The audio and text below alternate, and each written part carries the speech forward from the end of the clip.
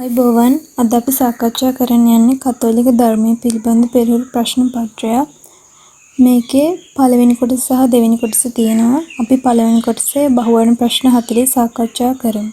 පළවෙනි ප්‍රශ්නය තමයි ශුද්ධ පාවුලතුමාගේ හසුන් වර්ගීකරණයට අනුව ශුද්ධ පාවුලතුමා විසින්ම ලියන ලද සංදේශ ගණන වන්නේ 1 21කි 2 13කි 3 7කි 4 4කි. ශුද්ධ පාවුලතුමා විසින් විවිධ සභාවන්ට හසුන්පත් මගින් සංදේශ ඉදිරිපත් කරා. ඒ අතරින් ශුද්ධ පාවුලතුමා විසින්ම රචනා කරන සංදේශ ගණන වන්නේ 7කි. ඒ අනුව පළවෙනි ප්‍රශ්නෙට පිළිතුර 3 7කි. දෙවෙනි ප්‍රශ්නේ ආරූඪ නාමයකින් ඉදිරිපත් කර ඇති එළිදරව් ග්‍රන්ථයේ කර්තෘ ලෙස පිළිගනු ලබන්නේ 1 ශුද්ධ පේදුරුතුමා 2 ශුද්ධ පාවුලතුමා 3 ශුද්ධ ජාකෝබ්තුමා 4 ශුද්ධ යොහාන්තුමා. එළිදරව් පොත නවගිවිසුමේ අවසාන පොත ලෙස හඳුන්වනවා. ඒ රචනා කර ඇත්තේද ශුද්ධ යොහාන් සුභාරංචිම රචනා කරන ලද ශුද්ධ යොහාන්තුමා විසින්මයි.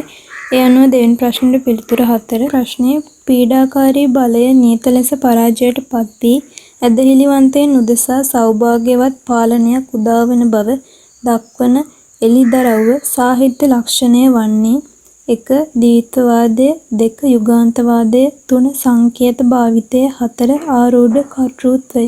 මේ අනුව එළිදරව්ව සාහිත්‍ය ලක්ෂණය වන්නේ 2 යුගාන්තවාදය. 4 වෙනි ප්‍රශ්නයේ පරිපාලන ශාස්ත්‍රයෙන් ඉලක්ක කොටගෙන යෞවනයන් පුහුණු කිරීම සඳහා ලියවුණු ප්‍රඥා සාහිත්‍ය ග්‍රන්ථයකි. 1 ජෝබ් 2 ධර්මදේශකයා 3 සලමොන්ගේ ප්‍රඥාව 4 සිරා. දෙවෙනි පාඩමේදී අපි ද්විතීය සම්මත ග්‍රන්ථ ගැන ඉගෙන ගන්නවා.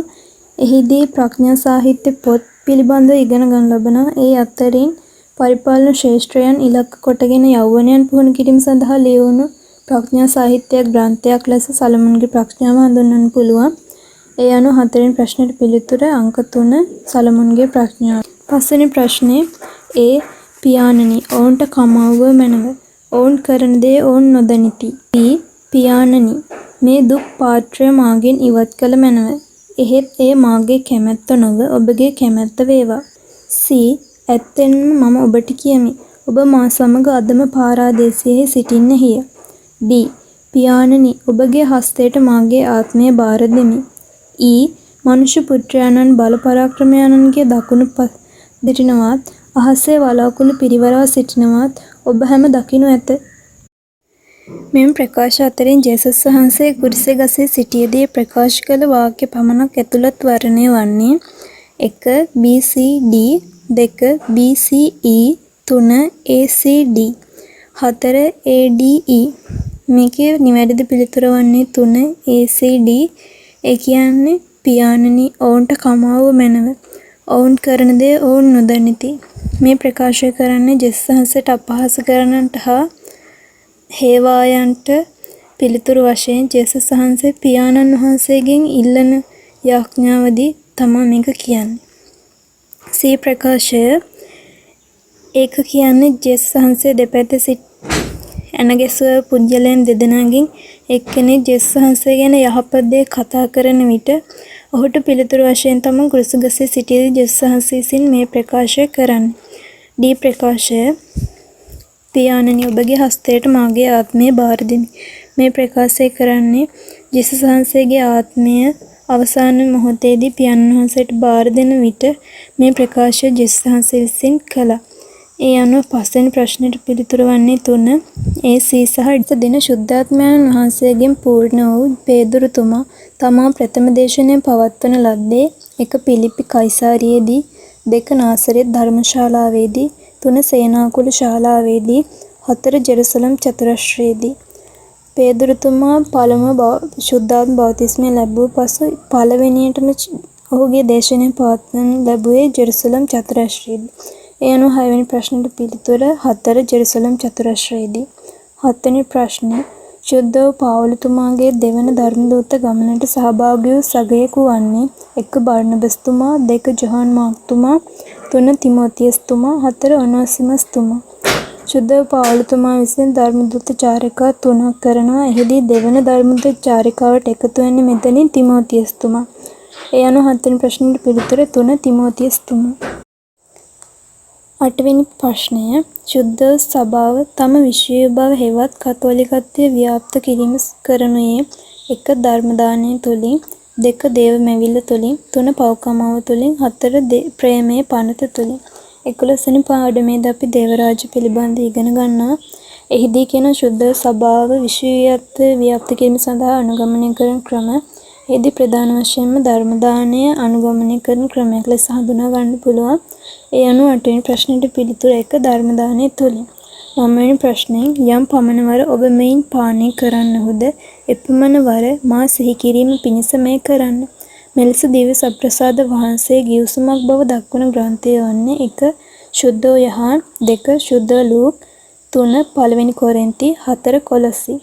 12 වෙනි පාඩමේදී ප්‍රසාද ස්නාපනය හා අභූත ආලේපය පිළිබඳ අපි හදාරනවා. එහිදී ප්‍රසාද ස්නාපනයේ දානය කිරීම පිළිබඳ සඳහන් කිරීමේදී මෙම වාක්‍ය සඳහන් වෙනවා. ඒ සඳහන් කරන්නේ ශුද්ධ පාවුලතුමා 1 කොරින්ති ලිපියේදී. මේ අනුව 9 වෙනි ප්‍රශ්නෙට පිළිතුර 3 1 කොරින්ති. 10 වෙනි ප්‍රශ්නය දිව්‍ය සප්‍රසාදීය භෝජනයට සහභාගී වන්නා ප්‍රේමයේ පනත ජීවත් කළ යුතු බව දක්වන සිදුවීම වන්නේ 1 අන්තිම රාත්‍රී භෝජනය 2 බෙතානියේදී ආලේප කිරීම 3 පාද දෝවනය 4 උත්තම පූජක යදුම. මේකෙදී ජේසුස් වහන්සේ අන්තිම රාත්‍රී භෝජනයේදී තම ගෝලයන්ගේ පාද දෝවනය කරනවා. ඒ මගින් ජේසුස් වහන්සේ ප්‍රේමයේ පිළිබඳ ඔවුන්ට උගන්වනවා. ඒ අනුව 10 වෙනි ප්‍රශ්නෙට පිළිතුර 3 පාද දෝවනය. 11 වෙනි ප්‍රශ්නය දිව්‍ය පූජාවේදී ලේ වැගිරීමකින් තොරව අල්තාරයේ මත සංක්‍රමණයතු ආකාරයට අප සමරනු ලබන්නේ 1 කල්වාරි යාගය 2 පේදුරුගේ අපලාපය 3 ක්‍රිස්තුස් වහන්සේ කුරුසේ ඉක්ුත් වීම 4 ක්‍රිස්තුස් වහන්සේගේ ස්වර්ගාරෝහණය. මෙහිදී අපි ලේ වැගිරීමකින් තොරව අල්තාරයේ මත සක්‍රමෙන්තු ආකාරයෙන් අපි සමරන්නේ කල්වාරි යාගය. ඒ කියන්නේ ජේසුස් වහන්සේ කුරුසියේ පූජා වීම අපි ඒ මගින් සමරනවා. ඒ අනුව 11 වෙනි ප්‍රශ්නෙට පිළිතුර 1 කල්වාරි යාගය. 12 වෙනි ප්‍රශ්නය මෑත කාලීන ශ්‍රී ලාංකීය කිතුණු සභාවට මහත් මෙහෙවරක් කළ ගරු මයිකල් රොඩ්රිගෝ පියතුමන් අයත් පැවිදි නිකාය වන්නේ 1 සිල්වෙස්ටර් බෙනඩිකානු නිකාය 2 නිමල මරිය නිකාය 3 ෆ්‍රැන්සිස්කානු නිකාය 4 දිව්‍ය සප්‍රසාද නිකාය. 16 වෙනි පාඩමේදී අපි පැවිදි දිවිය ගැන කතා කරනවා. එහිදී පැවිදිවරින් ඔවුන් අයත් නිකායන් පිළිබඳව කතා කරනවා. ඒ අනුව කරු මයිකල් රොඩ්රිගෝ පියතුමන් අයිති නිකාය ලෙස අපි හඳුනාගන්නේ නිමල මරිය නිකාය. ඒ අනුව 12 වෙනි ප්‍රශ්නයට පිළිතුර 2 නිමල මරිය නිකාය. 13 වෙනි ප්‍රශ්නය මම පූජාවලට වඩා කරුණාවට කැමැත්තෙමි. දවන යාග පූජාවලට වඩා දෙවියන් පිළිබඳ අවබෝධයට කැමැත්තෙමි. යාග ඔප්පු කිරීම සම්බන්ධව මෙලෙස දක්වන දිවසිවරයා වන්නේ 1 මලාකී 2 සෙකරියා 3 ආමොස් 4 හොසියා. හොසියා විසින් තමයි මේ දවන පූජා යාගය ඔප්පු කිරීමට විරුද්ධව කතා කරන්නේ. ඔහු කියන්නේ ඊට වඩා කරුණාව ඔහුට යහපත් බවයි. ඒ අනුව 13 වෙනි ප්‍රශ්නෙට පිළිතුර 4 හොසියා. 20 වෙනි ප්‍රශ්නය එක්වරු ශීලය හා ගොඩමස් කෑමෙන් වැළකීම පිළිබඳ වූ සභා ශික්ෂා පාදය රැකීම සම්බන්ධ දේව පනත වන්නේ 1 සැබෑ වූ එකම දෙවියන් වහන්සේට පමණක් වන්දනාමාන කරන්න 2 දෙවියන් වහන්සේගේ ශ්‍රී නාමය බොරුවටත් නිරන්තරයටවත් නොදීරව 3 ඉරු දිනත් ණය මංගල්‍ය දිනත් නිවාඩු වළංගු කරව 4 ජීවිතය විනාශ නොකරව. මෙහිදී අපි 21 වන පාඩමේදී ශුද්ධ ස්වභාවයේ ශික්ෂා පාද නමින් පාඩමක් ඉගෙන ගන්නා. එහිදී එක්වරු ශීලය හා ගොඩමස් කෑමේ පිළිවෙත පිළිබඳ අපි කතා කරනවා. ඒක අයිති වෙන්නේ ඉරු දිනත් ණය මංගල්‍ය දිනත් නිවාඩු වළංගු කරන්න යන පනත යටතේ. ඒ දවස් ශුද්ධ ලෙස ගත කරන ලෙස ජේසුස් වහන්සේ දන්වලා තියෙනවා. ඒ අනුව සභා ශික්ෂා පාදයක් ලෙස ඒක හඳුනා ගන්න පුළුවන්. ඒ අනුව 14 වෙනි ප්‍රශ්නෙට පිළිතුර ඉරු දිනත් ණය මංගල්‍ය දිනත් නිවාඩු වළංගු කරව. 15 වෙනි ප්‍රශ්නේ මා නුඹ කුසෙහි පිළිසිඳ ගැනීම ඇති කරන්නටත් පෙර මම නුඹ හඳුනා ගතිමි. නුඹේ උපතට පෙර නුඹ කැප කළෙමි. මෙලෙස තව දේව කැමැත්ත ලැබූ දිවසිවරයා වන්නේ 1 එසායා 2 යෙරමියා 3 එසකියල් 4 ආමොස්. මේදී අපි 3 වෙනි පාඩමේදී දිවසිවරුන් ගැන කතා කරනවා. ඒකෙදී ප්‍රධාන දිවසුරුන් තුන්දෙනෙක් ගැන කතා කරන යෙසායා, යෙරමියා සහ එසකියල් ගැන. මගින් දක්වලා තියෙනවා මේ දිවසුරුන් ගැන. එහිදී මෙලෙස ජෙස්වාසයේ කැඳවීම ලබන්නේ ජෙරමියා දිවසවරයා විසින්. ඒ අනුව 15 වෙනි ප්‍රශ්නෙට පිළිතුර වන්නේ 2 ජෙරමියා. 16 වෙනි ප්‍රශ්නේ ශුද්ධ වූ පාවුලතුමා 1 කොරින්ති ලිපියෙන් දක්වා යවන ලෙස මිනිසා තමාගේම ශරීරයට විරුද්ධව කරන පාපයක් වන්නේ 1 අනාචාරය, 2 ගබ්සාව, 3 දිවිනසා ගැනීම, 4 බේබදුකම. මේ සියල්ල තමන්ගේම ශරීරයට විරුද්ධව කරන පාප. ඒ නමුත් ශුද්ධ පාවුලතුමා 1 වෙනි කොරින්ති ලිපියෙන් දක්වන ආකාරයට අනාචාරය තමයි ඔහු දක්වන්නේ. ඒ අනුව 16 වෙනි ප්‍රශ්නයට පිළිතුර පළවෙනි එක අනාචාරය.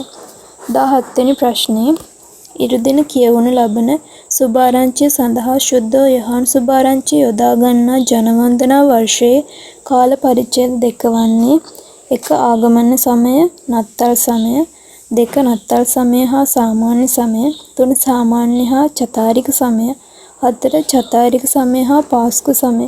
මෙහිදී ශුද්ධ යොහාන්තුමාගේ සුභාරංචිය යොදා ගන්නා ජනවන්දනා වර්ෂයේ කාල පරිච්ඡේද 2 වන්නේ පිළිතුර 4 චතාරික කාලය හා පාස්කු සමය.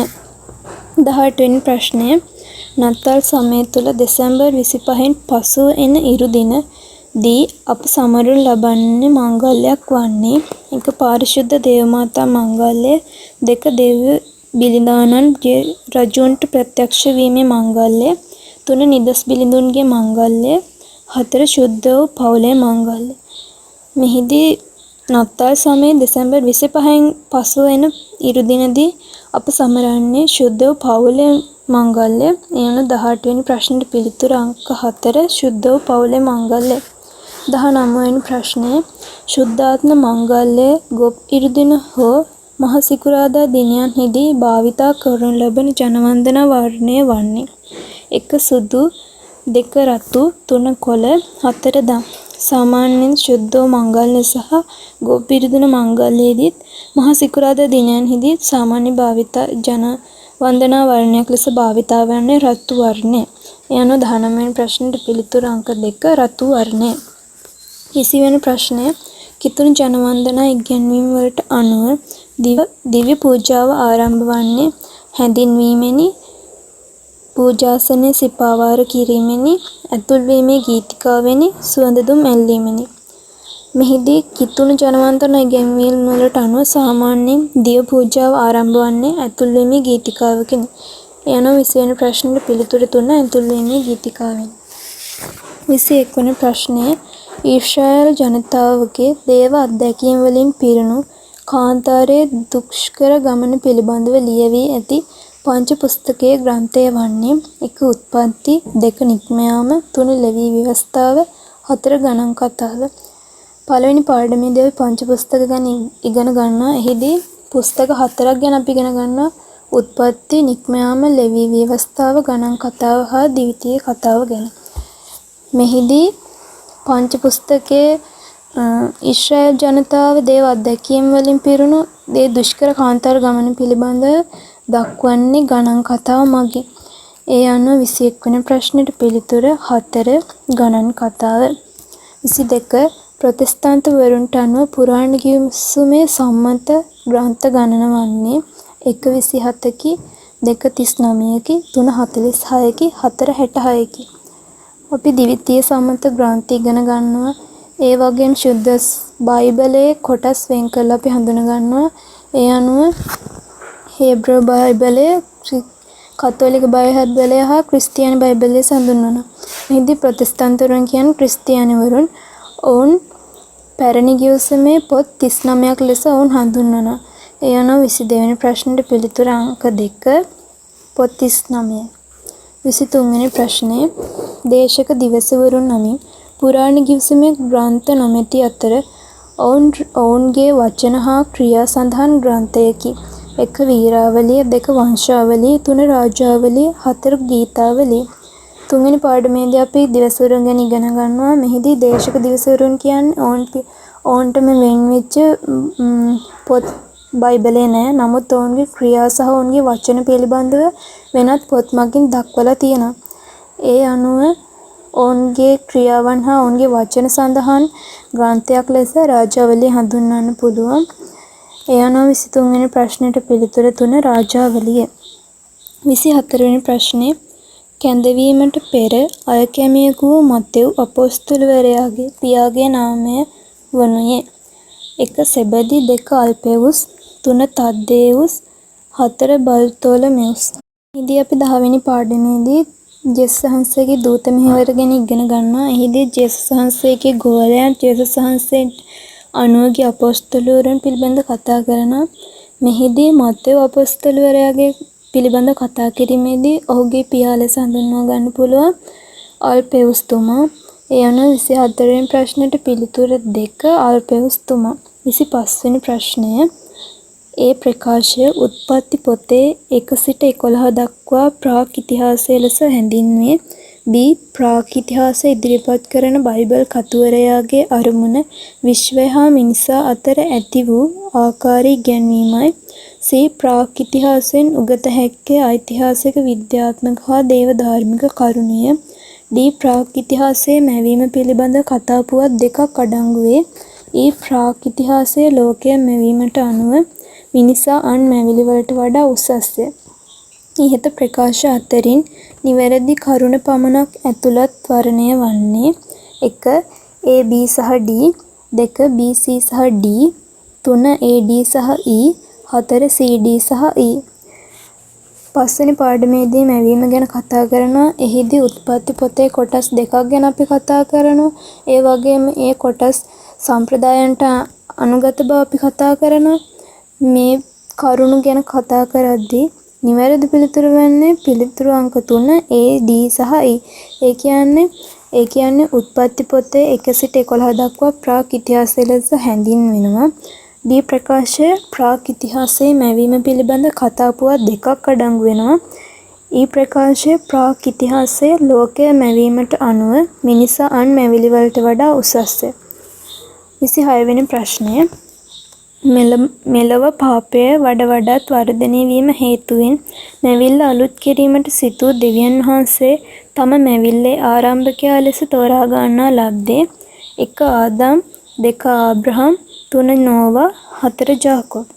ජේසුස් වහන්සේ ලෝකය මවලා මිනිසා මවලා ඔවුන්ට භූමිය බාර දුන්නට පසු ආදම් සහ ඒවගේ පාපය නිසා මේ භූමියේ සියලු මනුෂ්‍යයන් පාපයට පෙළඹුණා. ඒ නිසා ඒ පාපය නැති කිරීම සඳහා ජේසුස් වහන්සේ යම් පුජ්‍යලයක තෝරාගත්තා. ඒ පුජ්‍යලයා පවිත්‍ර නිසා ඔහු මගින් නැවත මිනිස් වර්ගය පවිත්‍ර කිරීමට ජේසුස් වහන්සේ උත්සාහ ගත්තා. ඒ අනුව ජේසුස් වහන්සේ තෝරාගත් මනුෂ්‍යයා වන්නේ නෝවා. අපි 6 වෙනි පාඩමේදී මිනිසා පාපයට වැටීම පිළිබඳ කතා කිරීමේදී ඔහු පිළිබඳව කතා කරනවා. 26 වෙනි ප්‍රශ්නට පිළිතුර නෝවා. 27 වෙනි ප්‍රශ්නේ මෝසෙස් මගින් ඊශ්‍රායෙල් ජනතාව පොරොන්දු දේශය කරා ගෙන ගිය දෙවියන් වහන්සේ හිස් තැනක් මගින් අප හිස් තැනක් නැමැති පොරොන්දු දේශයට ගෙන එන සේක. මෙහි හිස් තැන සඳහා සුදුසු පිළිතුර වන්නේ 1. පාපෝච්චාරණය හා පව්කමාව 2. බෞතිස්මය හා දේවරාජ්‍ය 3. දේවරාජ්‍ය හා දේවානුභාවය 4. බෞතිස්මය හා ප්‍රේමය. මෝසෙස් මගින් ඊශ්‍රායෙල් ජනතාව පොරොන්දු දේශයට ගෙන යාමට දෙවියන් වහන්සේ ඔවුන් බෞතිස්මය මගින් පවිත්‍ර කරා. ඔවුන් ජේසුස් වහන්සේගේ සෙනගක් ලෙස බෞතිස්මය මගින් වෙන් කරගත්තා. ඊට පස්සේ ජේසුස් වහන්සේ ඔවුන්ට පොරොන්දු දේශයක් ගෙන දෙනවා. ඒ පොරොන්දු දේශය වන්නේ දේව රාජ්‍යයයි. ඒ අනුව අපි 7 වෙනි පාඩමේදී නික්ම යාම පාඩම කතා කරනවා. එහිදී ඊශ්‍රායෙල් ජනතාව මෝසෙස් මගින් ගෙන යාම කතා කරනවා. එහිදී මේ පාඩම කතා කරද්දී මෝසෙස් ඊශ්‍රායෙල් ජනතාව ගෙන ගිය ආකාරය අපිට හඳුනා ගන්න පුළුවන්. ඒ අනුව 27 වෙනි ප්‍රශ්නෙට පිළිතුර වන්නේ පිළිතුරු අංක 2 බෞතිස්මය සහ දේව රාජ්‍ය. ඒ අනුව ප්‍රකාශය නිවැරදි වන්නේ මෝසෙස් මගින් ඊශ්‍රායෙල් ජනතාව පොරොන්දු දේශය කරා ගෙන ගිය දෙවියන් වහන්සේ බෞතිස්මය මගින් අප දේව රාජ්‍ය නැමැති පොරොන්දු දේශයට ගෙන එන සේක. 28 වෙනි ප්‍රශ්නය දෙවියන් වහන්සේ ආබ්‍රහම් සමග ඇති කරගත් ගිවිසුම ඉදිරිපත් කරන දේව ධාර්මික සම්ප්‍රදායන් දෙක වන්නේ 1 JE 2 ED 3 DP 4 PJ. අපි 7 වෙනි පාඩමේදී නික්මයම ගැන කතා කරනවා. ඒ වගේම බයිබලයේ සඳහන් සම්ප්‍රදායන් 4ක් ගැන කතා කරනවා. එහි යාවේ පූජක එලෝහිම් හා ද්විතීය නීති. මෙහිදී දෙවියන් වහන්සේ ආබ්‍රහම් සමග ඇති කරගත් ගිවිසුම ඉදිරිපත් කරන සම්ප්‍රදාය වන්නේ පූජක සම්ප්‍රදාය සහ යාවේ සම්ප්‍රදාය. ඒ අනුව පිළිතුර වන්නේ 4 වෙනි එක. ඒ කියන්නේ P සහ J. 29 වෙනි ප්‍රශ්නය. දෙවියන් වහන්සේට කළ නොහැකි දෙයක් නැති බව ඉස්මතු කරමින් දේව භක්තික හේතුවෙන් මහලු වියේදී දරු සම්පත් ලැබූ යුවළ වන්නේ 1 ආබ්‍රහම් සාරා 2 ඊසාක් රෙබේකා 3 සෙකරියා එසබෙත් 4 දාවිත් බෙක්ෂිබා. මෙහිදී 9 වෙනි පාඩමේදී අපි ස්නාවක ජුවම්තුමා ගැන කතා කරනවා. එහිදී ආබ්‍රහම් සහ සාරාටත් වයස්ගත දරුවන් හම්බුනේ. නමුත් සෙකරිය සහ එලිසබෙට ජුවම්තුමාව ගෙන දුන්නේ දීපත්තියේදී දෙවියන් වහන්සේට කළ නොහැකි දෙයක් නැති බව හඟවමින් ජේසුස් වහන්සේ මහලු වියේදී ඔවුන්ට ජුවම්තුමා ලබා දුන්නා. එවන 29 වෙනි ප්‍රශ්නෙට පිළිතුර 3 සෙකරිය සහ එලිසබෙත්. 30 වෙනි ප්‍රශ්නය ශ්‍රාවකයන් 70 දෙනාගේ ධර්මදූත මෙහෙය පිළිබඳව සඳහන් කරන එකම සුභාරංචි කතුවරයා වන්නේ 1 ශුද්ධ මාර්ක්තුමා 2 ශුද්ධ මතෙව්තුමා 3 ශුද්ධ ලූක්තුමා 4 ශුද්ධ යහන්තුමා. සුභාරංචි කතුවරයන් 4 දෙනෙක් ගැන කතා කරනවා. ඒ අතරින් ජේසුස් වහන්සේගේ දූත මෙහෙවර පිළිබඳව කතා කරද්දී ශ්‍රාවකයන් 70 දෙනාගේ ධර්මදූත මෙහෙය ගැන කතා කරන්නේ එකම සුභාරංචි කතුවරයෙක් විතරයි. ඒ ශුද්ධ ලූක්තුමා. එන 30 වෙනි ප්‍රශ්නයට පිළිතුර 3 ශුද්ධ ලූක්තුමා. 31 වෙනි ප්‍රශ්නය ස්වර්ග රාජ්‍යයට ඇතුල් වීමට අප ප්‍රසාද ස්නාපනය ලැබිය යුතු බව ජේසුස් වහන්සේ ප්‍රකාශ කරන ලැබුවේ 1 බර්නබස්ට 2 නිකදේමුස්ට 3 සාකේවුස්ට 4 ගමාලියල්ට. අපි 12 වෙනි පාඩමේදී ප්‍රසාද ස්නාපනය පිළිබඳව කතා කිරීමේදී එහි වැදගත්කම දක්වමින් ජේසුස් වහන්සේ යම් පුජ්‍යලයකට ප්‍රකාශයක් ඉදිරිපත් කරා. එහිදී ස්වර්ග රාජ්‍යයට ඇතුල් වීමට ප්‍රසාද ස්නාපනය අනිවාර්යයෙන්ම ලැබිය යුතු බව ජේසුස් වහන්සේ ප්‍රකාශ කළා. ඒ පුජ්‍යලයා වන්නේ නිකදේමුස්. ඒ අනුව 31 වෙනි ප්‍රශ්නෙට පිළිතුර 2 නිකදේමුස්. 32 වෙනි ප්‍රශ්නය ජේසුස් වහන්සේගේ සලුවට අත ගැසූ ස්ත්‍රියට සුවය දානය කරමින් උන්වහන්සේ වදාළ වදනක් වන්නේ 1 ඔබේ පව් ඔබට කමා කළේය 2 ඔබේ ඇදහිල්ල ඔබ සුවපත් කළේය 3 ගැලවීම අප මේ ගෙදරට පැමිණ ඇත 4 ඔබ ගොස් පූජකයන් ඉදිරියේ පෙනී සිටින. මෙහිදී 10 වෙනි පාඩමේදී අපි ජේසුස් වහන්සේගේ දූත මෙහෙර ගැන කතා කරනවා. එහිදී ජේසුස් වහන්සේ කළා වූ ආශ්චර්යයන් පුදුම ක්‍රියා ගැන කතා කරනවා. එහිදී යම් රෝගයකින් පෙළෙන කාන්තාවක් ජේසුස් වහන්සේගේ සල්ලුවට අත ගැසුවා. ඇයගේ ඇදහිල්ල නිසා ඇයව සුවපත් කළා. ජේසුස් වහන්සේ ඇයට පිළිතුරු දෙමින් කීවේ ඔබගේ ඇදහිල්ල ඔබ සුවපත් කළ බවයි. ඒ අනුව 32 වෙනි ප්‍රශ්නෙට පිළිතුරු 2 ඔබේ ඇදහිල්ල ඔබ සුවපත් කළේය. 33 වෙනි ප්‍රශ්නය කිතුණු විවාහයක් දික්කසාද කළ නොහැක. මෙයට අදාළ විවාහයේ ප්‍රධාන ලක්ෂණය වන්නේ 1 ඒකත්වය 2 අඛණ්ඩත්වය 3 ප්‍රේමය 4 දරුවන් ජනනය. අපි 15 වෙනි පාඩමේදී ආශිර්වාදකාර බන්ධනය ගැන ඉගෙන ගන්නවා. එහිදී විවාහය පිළිබඳ කතා කරනවා. විවාහයේදී කාරණා දෙකක් ගැන අපි කතා කරනවා. ඒ ඒකත්වය සහ අඛණ්ඩත්වය. මෙහිදී කිතුණු විවාහයක් දික්කසාද කළ නොහැකි බව දක්වන්නේ අඛණ්ඩත්වය මගින්. ඒ අනුව 33 වෙනි ප්‍රශ්නෙට පිළිතුර අංක 2 අඛණ්ඩත්වය. 34 වෙනි ප්‍රශ්නය තාපස ජීවිතය පිළිබඳ අධ්‍යයනයේදී ආරණ්‍ය වාසී තාපස දිවියේ පුරෝගාමියා ලෙස හඳුනාගන්නේ 1 ඊජිප්තුවේ ශුද්ධ අන්තෝනිතුමා 2 තිබිස්හි ශුද්ධ පවුලතුමා 3 ශුද්ධ පකෝමියස්තුමා 4 ශුද්ධ බෙනඩික්තුමා. තාපස ජීවිතය පිළිබඳ අපි අධ්‍යයනය කරන්නේ පැවිදි දිවිය පිළිබඳව කතා කිරීමේදී මෙහිදී ආරණ්‍ය වාසී තාපස දිවියේ පුරෝගාමී චරිතයක් ලෙස අපි හඳුන්වාගන්නේ තිබිසිස්හි ශුද්ධ පාවුලුතුමා මේ අනුව 34 වෙනි ප්‍රශ්නයට පිළිතුරු අංක 2. 35 තරුණ කතෝලික ශිෂ්‍ය ව්‍යාපාරයේ ආධ්‍යාත්මික පියවරක් වන්නේ 1. බැලීම විග්‍රහය ක්‍රියාව 2. තෝරා ගැනීම ක්‍රියාව සේවය 3. තෝරා ගැනීම විමසීම සේවය 4. සේවය අගය කිරීම පවත්වාගෙන යාම. මෙහිදී තරුණ කතෝලික ශිෂ්‍ය ව්‍යාපාරයේ ආධ්‍යාත්මික පියවරක් ලෙස පළවෙනි පිළිතුරේ කරුණු 3 අපිට කතා කරන්න පුළුවන්. ඒ අනුව 35 වෙනි ප්‍රශ්නෙට නිවැරදි පිළිතුර 1. බැලීම විග්‍රහය ක්‍රියාව. 36 වෙනි ප්‍රශ්නය දීමෙන් අපට ලැබීමත් සමාව දීමෙන් සමාව ලැබීමත් මරණයෙන් අපට සදා ජීවිතයක් අයත් වන බව සාමයේ පතා දෙවිඳුන් යඳින්නට අපට උගන්වන ලද්දේ 1. ශුද්ධ අගුස්තිනතුමා 2. අසිසියේ ශුද්ධ ප්‍රැන්සිස්තුමා 3. ජෝන් ක්‍රිසස්තන්තුමා 4. ග්‍රෙගරිතුමා. මෙහිදී අපි පැවිදි දිවිය ගැන කතා කිරීමේදී ජේසුස් වහන්සේගේ අනුව යමින් යහපත් වචන ප්‍රකාශ කළ බොහෝ පිරිසක් ඉන්නවා.